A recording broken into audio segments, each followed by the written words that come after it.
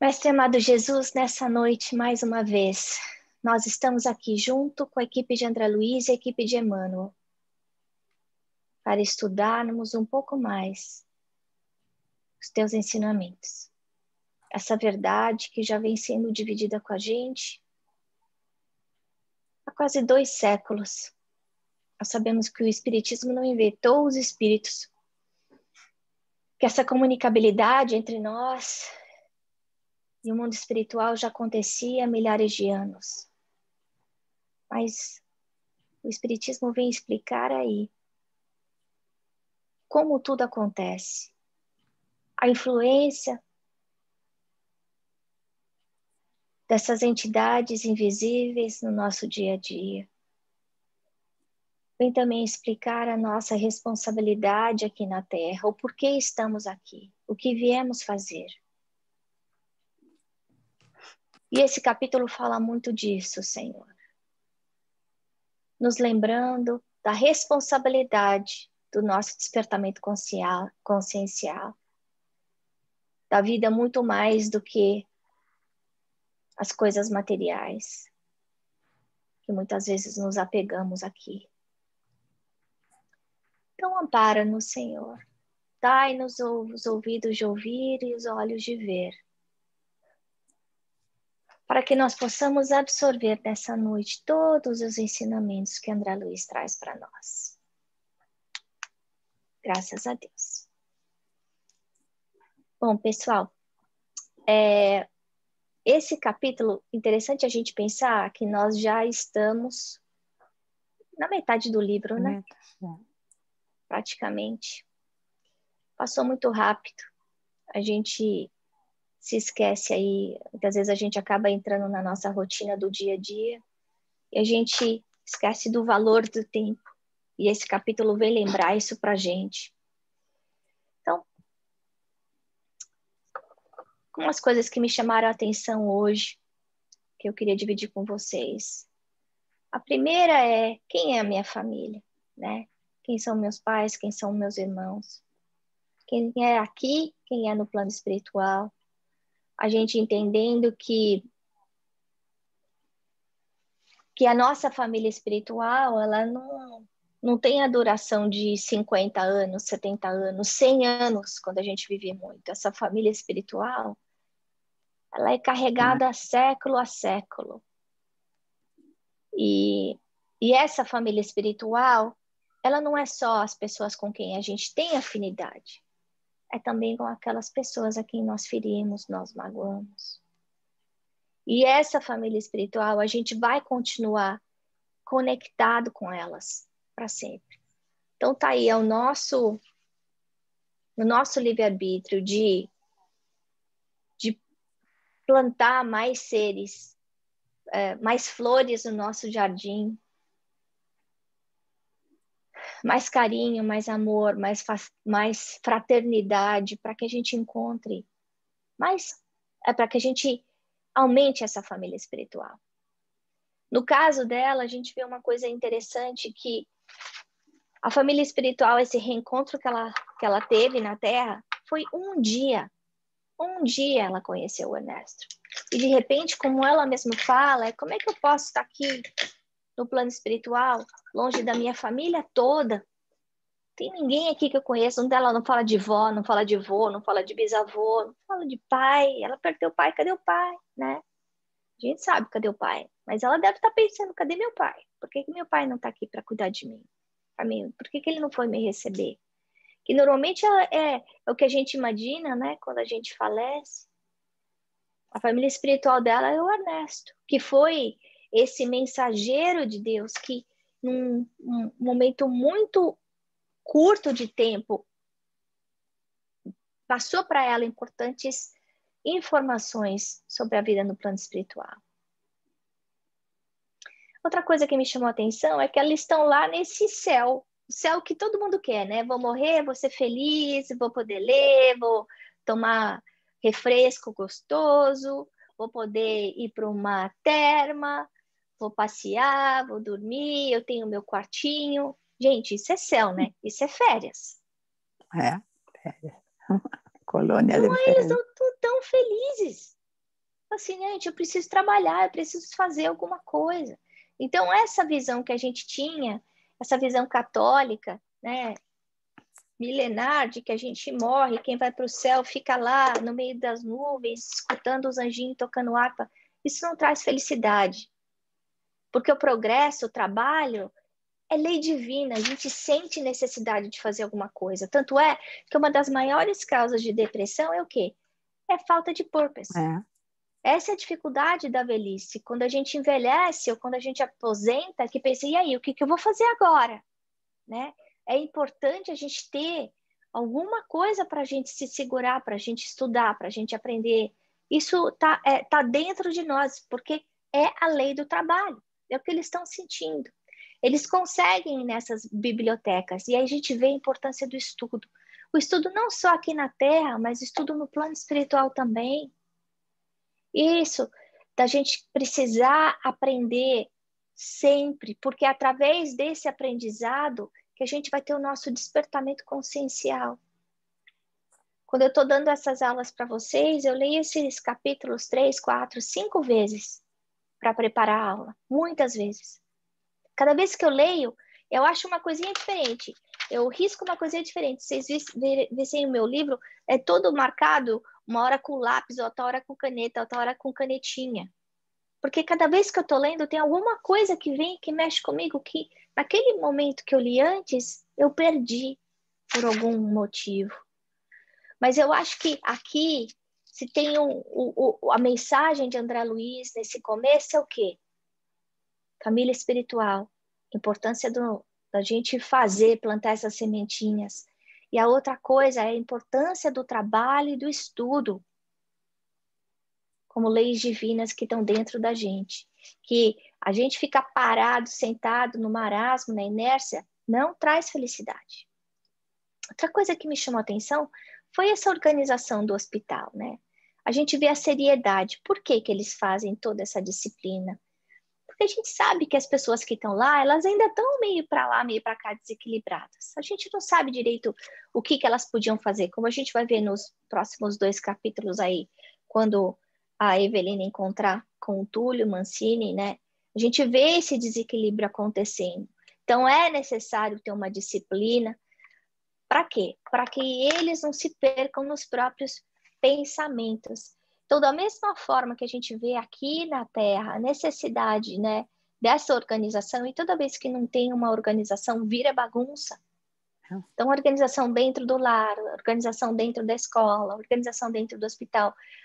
Lá, a organização no plano espiritual é muito mais complexa, é muito mais profunda do que a gente conhece, porque a nossa é um reflexo dessa organização deles. E aí, finalmente, eles conseguem ir num templo, um templo religioso, né? Aca, igreja. E aí, a gente vê algumas coisas interessantes. O primeiro é o tema, amor e julgamento. E é interessante porque eu botei essa foto do julgamento com cadeira vazia. Porque a ideia do amor de Deus não é a gente ir um petitório e ficar lá um monte de gente apontando o dedo para nós. Não é isso que vai acontecer. O nosso julgamento vem da onde? Da nossa consciência. É o nosso sentimento de culpa. É a sensação de que nós fizemos pouco, deixamos de fazer alguma coisa que precisava ser feita. É isso que vai trazer o sofrimento para a gente. Toda vez que nós não fizermos o trabalho que precisa ser feito. E aí o tema da palestra tão bem colocado, por quê? Porque o amor de Deus não julga.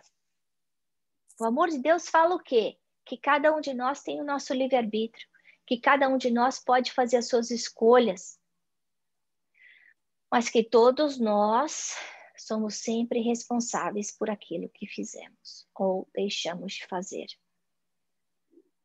Chama a atenção da gente a descrição da simplicidade do lugar. Então, quando a gente pensa numa igreja toda rebuscada, cheia de santos, cheia de ouro, como é muito comum a gente ver por aí, não, isso não representa Jesus.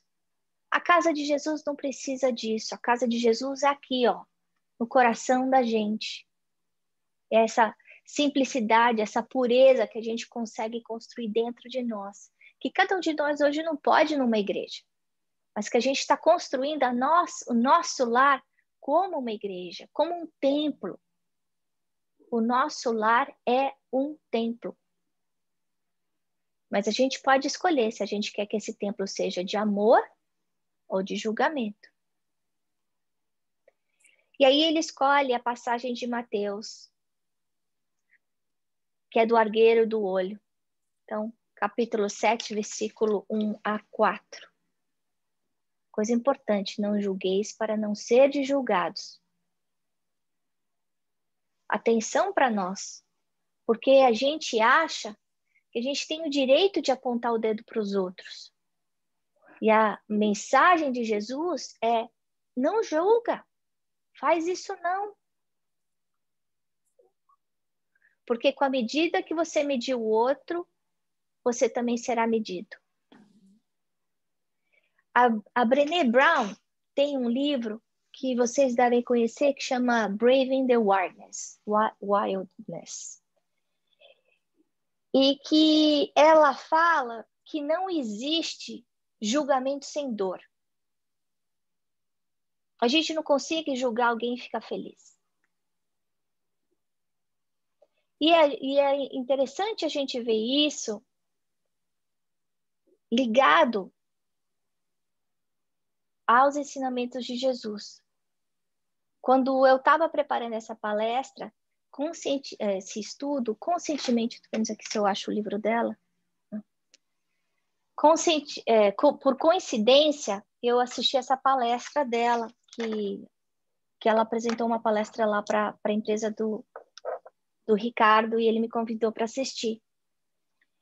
E eu achei tão interessante, porque ela, né, que é uma pesquisadora super respeitada, uma autora de livros aí que são uma marca aí na forma da psicologia, de entender a mente humana, falando coisas tão semelhantes com o que a gente vê no Espiritismo, de ser gentil com o outro, de não julgar, de estender a mão.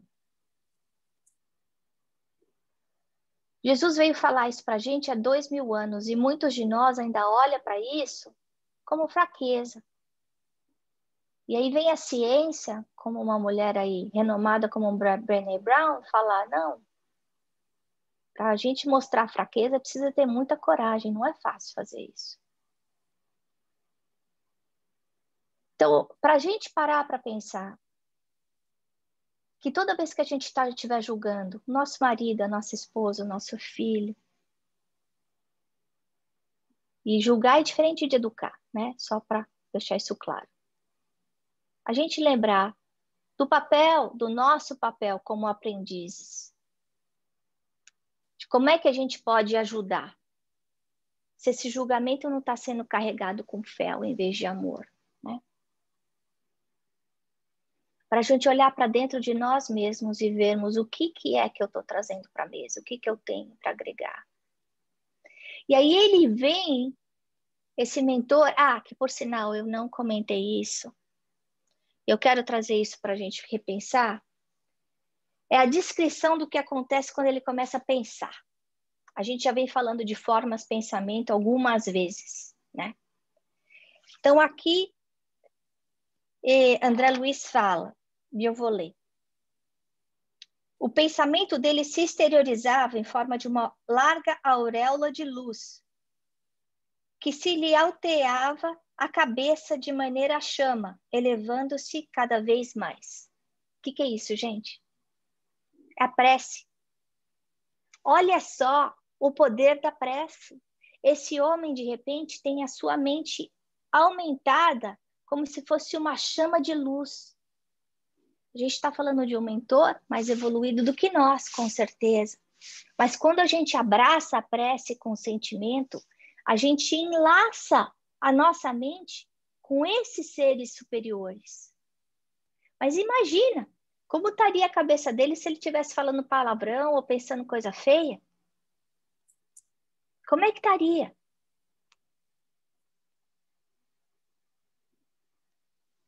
Aí continua. Logo depois que ele começou a fazer essas preces, né? A curto espaço de segundos, clarões jorravam de cima, lembrando as chamas, as chamadas línguas de fogo do dia de Pentecostes. Então, ele fez a ligação, pediu. As bênçãos caíram sobre ele. Olha que coisa maravilhosa isso. É claro que no plano espiritual, essa vidência é clara para todo mundo. Estava clara para aquelas pessoas que estavam ali, ou talvez, deixa eu refazer aqui. Cada um estava enxergando de acordo com a sua capacidade, com o seu nível de evolução. Provavelmente o que estava acontecendo era 10 vezes mais do que André Luiz estava conseguindo explicar. Porque André Luiz está explicando de acordo com o seu nível de evolução. Mas o importante é a gente saber que o nosso pensamento, ele é criação de coisas boas ou ruins. E que no momento da prece a gente abre, é como se a gente tivesse um telefone vermelho, que a gente está ligando, ligou, conectou. Ele mandou a mensagem para cima, pumba. Vou repetir. Clarões jorravam de cima, lembrando as chamadas línguas de fogo. Importante a gente lembrar disso a hora que o negócio estiver apertando, porque eu sei que para cada um de nós, a gente passa aí por momentos que a gente acha que não vai dar certo, que dá desânimo, que está pesado demais. Eu estava falando agora há pouco com a Lúcia sobre o ciclo de palestras e eu pedi para ela encontrar uma pessoa com experiência em depressão e ansiedade para dar uma palestra para a gente sobre depressão e ansiedade. Porque é uma realidade que todos nós estamos vivendo hoje.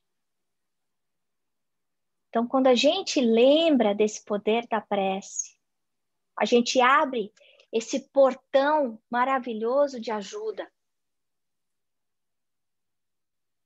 de saúde mental, espiritual e física.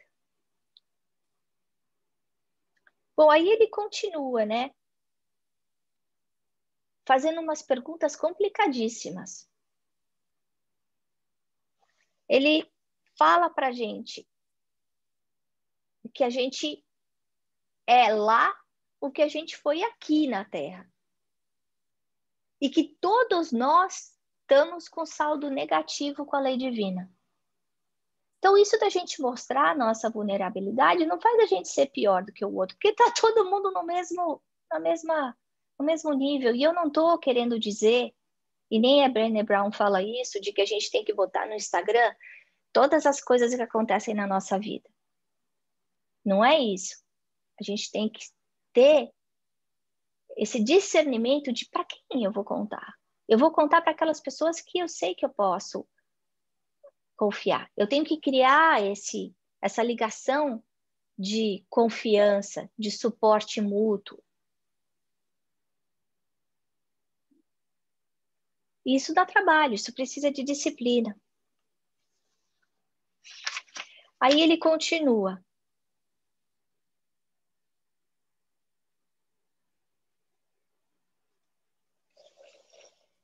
Aprendestes o que estudastes, mostrais o que fizestes, entesourais o que distribuístes. E eu coloquei um texto grande no nosso WhatsApp, aqui do livro, para que a gente pense, porque ele dá uma sacolejada em todo mundo. Ele fala, sábios, em que aplicastes os dotes do conhecimento superior? E não precisa ser sábio. Terra de cego, quem tem um olho é rei. Todo mundo que está aqui, que já conhece um pouco o espiritismo, pode derramar um pouco dessas bênçãos ao redor. Pode dar esperança. ajudar o outro, fazer caridade, ter paciência, segurar a língua, controlar o pensamento. Ignorantes, onde colocáveis o talento das horas? Então, mesmo que você não soubesse, o que você fez com o seu tempo? Que é o maior tesouro que a gente tem e que todo mundo recebe a mesma dose. Ninguém pode falar, não, a Ana tem mais tempo do que eu. Não. Todo mundo tem o mesmo tempo. Como a gente escolhe gastar o tempo, aí é diferente. Ricos, em que trabalho dignificastes o dinheiro? Irmãos destituídos de reservas douradas, mas tanta vez detentores de bênçãos maiores, que realizastes com as oportunidades de paciência e serviço, compreensão e humildade na esfera da obediência. Ele vai para a esquerda e vai para a direita, né? Se você tem, você podia ter feito isso. Se você não tem, você também podia ter feito. Jovens, que operastes com a força, companheiros encarnecidos na marcha do cotidiano, em que boas obras convertestes o clarão do vosso entendimento. E ele humildemente fala, eu também passei por isso. Então ele se coloca no nível de nós. Mas ele dá o puxão de orelha como aquele educador, falando, olha, tempo é bênção, use bem seu tempo. Onde quer que você esteja, use o conhecimento que você recebeu, valorize a família que você veio. E se você não tiver família, então crie uma família espiritual.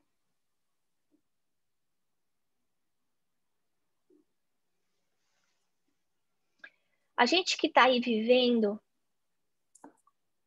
no momento de Covid, algumas de vocês sabem que fizeram parte do grupo, né? Desse grupo desde sempre. Sabem que essa semana uma amiga muito querida, que foi aluna minha aqui desse grupo, partiu, muito nova. E mexeu demais comigo.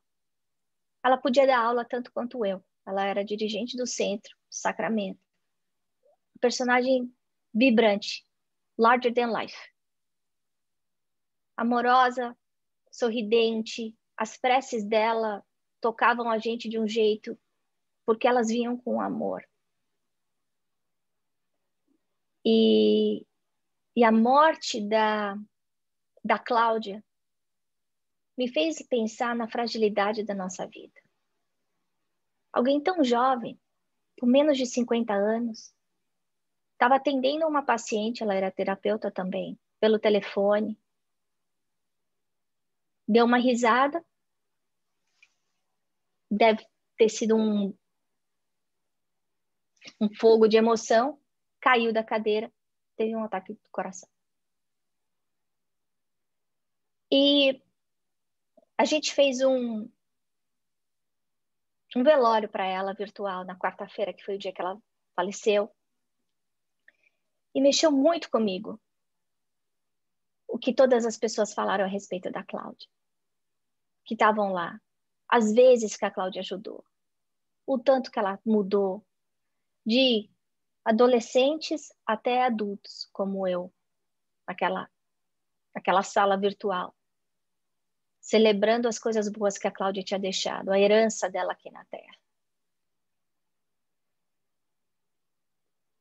Isso acontecer junto com nossa conversa sobre aquele capítulo do A Ficha, da semana passada, junto com esse capítulo. Eu não sei nada da Cláudia, eu não sabia nem que ela era terapeuta. E a gente conviveu bastante tempo. Mas eu conheci ela sem perguntar o que você é, o que você estudou. Quantas casas você tem? Que carro você dirige? Não. Porque não era isso que importava.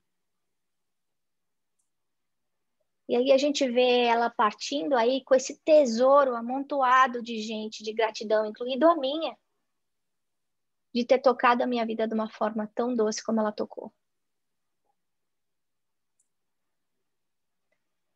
foi uma lição de humildade para mim, esse velório, de perceber a diferença que ela fez. Quem sabe, eu desejo para mim e para todos vocês, que quando a gente parta, a celebração seja igual, com a mesma gratidão, sabe? Então, para a gente encerrar o estudo dessa noite, a primeira coisa é essa fragilidade da vida. Esse negócio de que a gente morre quando tá velho, não. Acho que isso já era, e o Covid veio provar que isso não é verdade. Família cadinho, em alguns casos é. Às vezes as pessoas que estão ao do nosso lado vêm para nos levantar. Ou se elas não estão aí para nos levantar, a gente, com esse conhecimento de espiritismo, a gente pode levantar as pessoas que estão do nosso lado. Por que o espiritismo veio para a minha vida? Para a vida da Dona Odete, da Gisele, da Lúcia, da Letícia, da Rafa, da Aline, do Alan? Para quê? Tem um motivo. Ferramenta sem uso e ferramenta enferrujada. A família vai ficar cadinho se a gente não souber usar essa ferramenta. E a gente vai ser cobrado por isso. Por nós mesmos, não por Deus. E a gente pensar nisso no tempo. O tempo como uma oportunidade da gente valorizar a vida. E valorizar a vida não significa tomar margarita. Não é isso. Valorizar no trabalho, no estudo, na confraternização fraterna, de amor, de ajuda ao próximo. Porque tem coisa melhor do que quando a gente está perto de quem a gente gosta, de falar de coisa boa. Né? É bom demais. E eu colocaria uma outra coisa, indo um pouco no que a Aline falou ontem na palestra linda que ela deu sobre fé. Para a gente lembrar do nosso papel nessa conversa com o plano espiritual, né? Para a gente lembrar de que não basta a gente falar que a gente confia, que a gente acredita em Deus, se a gente fecha a porta, se a gente abre o guarda-chuva. Essas bênçãos estão caindo sempre. A gente já falou disso. O hálito de Deus enche o universo inteiro. O hálito de Deus é esse ar que eu respiro. Cada vez que eu respiro, eu estou respirando o amor de Deus. E isso é uma das meditações mais lindas que a gente pode fazer. Inspira o amor de Deus. Expira gratidão. O que eu estou fazendo com isso? Como é que eu estou abrindo essas portas? Poderosas, porque esse amor de Deus é amor curador. É amor criador. Bom, era isso que eu tinha para falar para vocês. Agora vamos abrir para os comentários.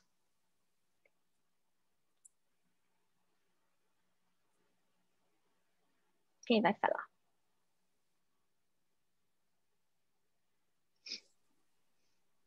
Eu fiquei muito... prestei bastante atenção, assim, quando eles foram para aquele templo e aconteceu aquela... como que fala, gente? A palavra escapou. Do pensamento, né? Daquelas cores e de tudo que aconteceu. A materialização? Uhum. Nossa, eu pensar que isso acontece com a gente, claro, de uma maneira menor, óbvio, mas que isso acontece com a gente só não vê, né?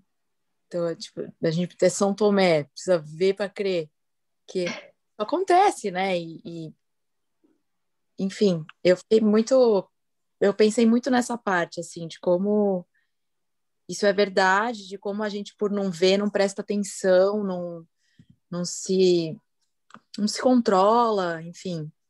Essa parte para mim foi assim, eu achei esse capítulo muito interessante com muitos pontos importantes, mas essa parte assim foi que me chamou mais atenção porque a gente já sabe do nosso poder de pensamento, né? E como isso acontece com todo mundo e muitas vezes a gente não presta atenção, né? Você já imaginou o que acontece na hora que você está batendo boca com o marido? Uhum. Por exemplo, hoje eu estava trazendo o Tiago da escola, né? E aí um moço eu estava na TV Highway, então andando rápido. Só tinha eu e Deus. Aí um carro que estava vindo desse lado estava tentando virar para cá. Aí uma moça que estava aqui, nessa rua aqui, tentando cruzar. De repente, esse cara não saía do lugar para deixar ela passar. A coitada fechou a Tiva. E eu devia estar uns 50 por hora. Não aconteceu nada. Porque eu estava prestando atenção, eu vi o que estava acontecendo, eu só reduzi, mudei de faixa. A hora que a gente passou, a moça xingava tanto o moço do carro, mas tanto, tanto, tanto, que o Thiago ficou chocado. Eu acho que ele nunca tinha visto tanta raiva. Assim, ela estava muito brava. Tipo, se eu tivesse do celular, alguma coisa, eu tinha dado aquele T-bone nela, tinha sido uma batida muito horrorosa. Mas a rua vazia, eu prestando atenção, não aconteceu nada. Não teve problema nenhum. Foi só diminuir, reduzir, tá? Passar para o outro lado e deu tudo certo. Mas eu achei interessante ver a reação do Thiago. Dele dentro do carro, ele ficou chocado com a violência que aconteceu ali. Ninguém tirou revólver, ninguém jogou pedra. Foi uma violência verbal. Mas você imagina o que estava saindo da boca dessa moça? E eu não tô julgando, tá certa ou tá errada, não é esse o ponto. A análise aqui é só, da mesma forma que quando a gente reza, a gente faz essa chama subir, o que acontece quando a gente braveja?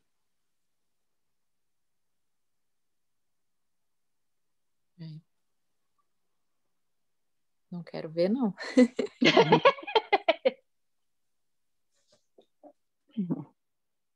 Quem mais, pessoal?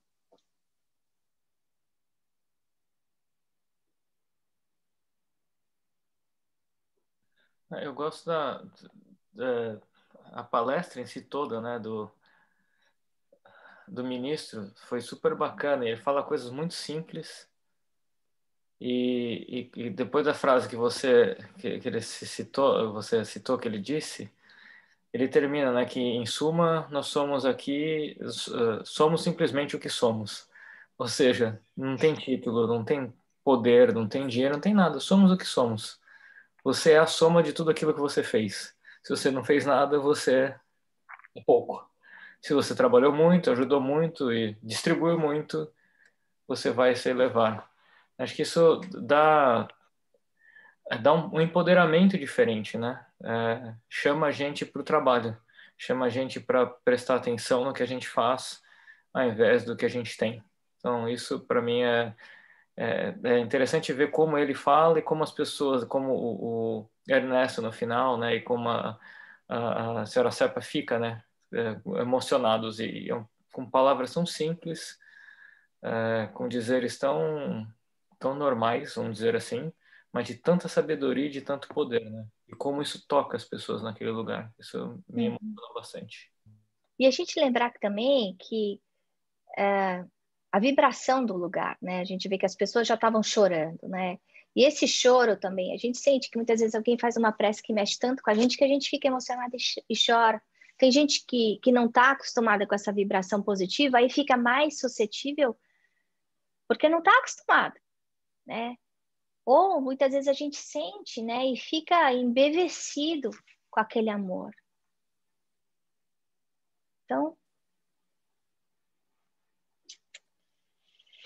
é muito bacana mesmo. Mais alguma coisa? Tá todo mundo quietinho? Fala, mamãe, só tirar do mute. Você tem que tirar do mute.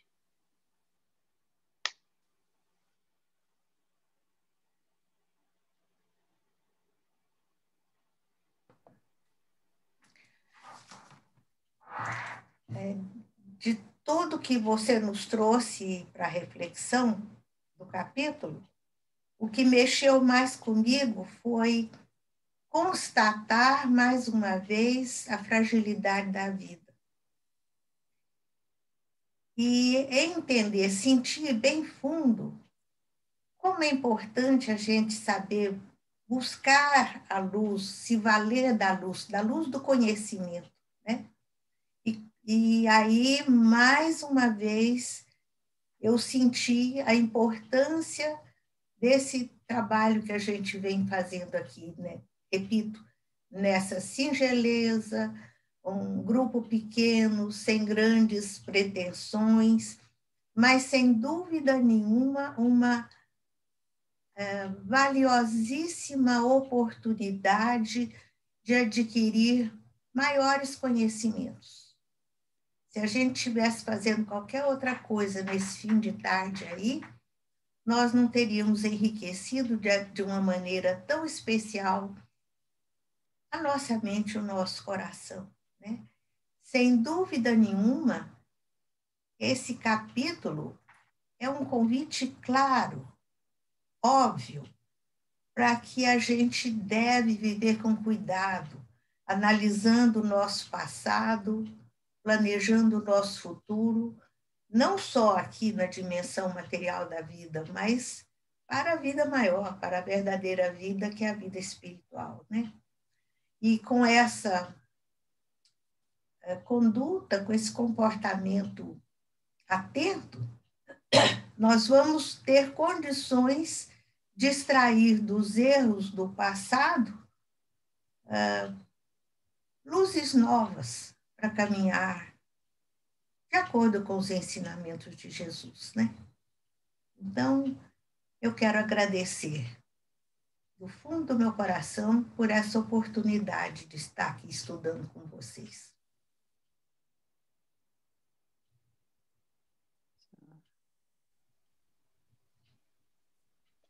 Obrigada. A gente que agradece. Com certeza. Agradecemos. Quando eu estava lendo, Obrigada. eu pensei assim, falei, gente, por que eu não deixei o espiritismo entrar na minha vida antes, né? Ai, perdi 40 anos.